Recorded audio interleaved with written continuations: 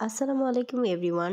আজকে আমি বরাবরের মতোই কোনো কসমেটিক্স প্রোডাক্টের রিভিউ নিয়ে আসিনি। আজকে আমি অন্য একটা প্রোডাক্ট অথবা অন্য একটা মেডিসিনের ব্যাপারে কথা বলতে এসেছি। যে এই মেডিসিনটা কিসের জন্য বেশি ভালো হবে এবং কাদের জন্য বেশি ভালো হবে, সেই ব্যাপারেই আজকে আপনাদের সাথে বিস্তারিত আলোচনা করব। তাহলে চলুন কথা না বাড়িয়ে মূল ভিডিওতে যাক। হ্যালো এভরিওয়ান, আমি ফাহিম মোমো বরাবরের মতোই চলে এসেছি নতুন আরেকটা ভিডিও নিয়ে। আর আজকের ভিডিওতে আমি কথা বলবো একটা ওষুধ নিয়ে। আগেই বলে রাখি, আমি কোনো ডক্টর না, আমি কোনো কিছুই না। বাট আমি যেই ওষুধটা ব্যবহার করেছি আর এটা দিয়ে আমি কেমন মানে আমার কতটুকু কার্যকারিতা পেয়েছি তারই একটা ভিডিও আপনাদের সাথে ছোট্ট একটা ভিডিও শেয়ার করব। থাম্বনেল দেখে সবাই বুঝে গেছেন এটা কিসের ভিডিও আর কোন প্রোডাক্টের ভিডিও। কিন্তু এই বিষয়ে কেউই জানেন না যে এই প্রোডাক্টটা আসলে কতটুকু ভালো। আমি এই উইন্টারে অনেক সর্দি কাশির জন্য দুইটা সিরাপ খেয়েছি। এটা থার্ড নাম্বার সিরাপটা। এই সিরাপটা খাওয়ার আগেও আমি 2টা সিরাপ খেয়েছি, যেটা কিনা আমার ঠান্ডা খুব তুলনামূলকভাবে ভালো হয়নি।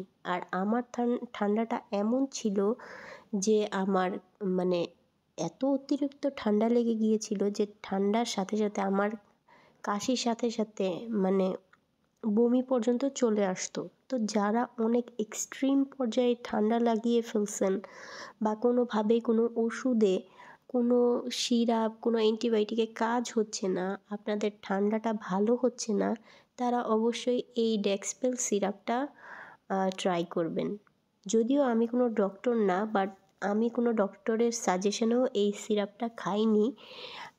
আমার পরিচিত একটা ফার্মেসি থেকে আমি নিয়ে এসেছি, ফার্মেসিতে যেই ভাইয়াগুলো থাকে তাদের সাজেশনে।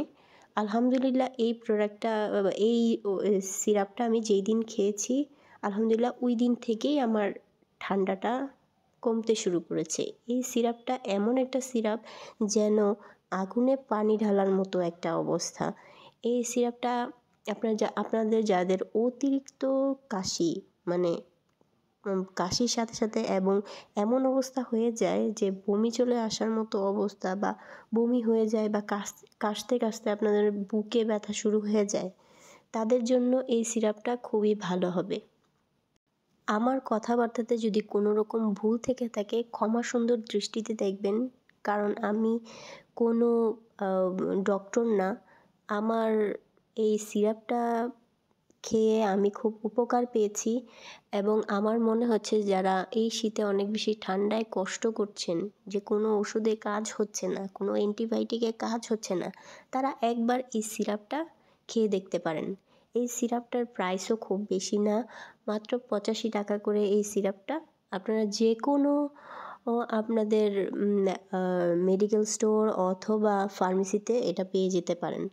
আর এই সিরাপটা যদি আপনারা খেয়ে থাকেন আমার কথা মতো, আপনাদের ঠান্ডা যদি ভালো হয়ে থাকে, তাহলে প্লিজ আমাকে জানাবেন যে আপনাদের সর্দি কাশি কি ভালো হয়েছে কিনা, নাকি এমনি, তার একটা ছোট্ট রিভিউ আপনি কমেন্ট বক্সে এসে আপনি শেয়ার করে যাবেন, যাতে করে আপনার কমেন্টসের মাধ্যমে হলেও আরেকজন উপকার পায়। ভিডিওটা ভালো লাগলে একটা লাইক করে দিবেন এবং আমার চ্যানেলটাকে সাবস্ক্রাইব করে পাশে থাকবেন। ধন্যবাদ।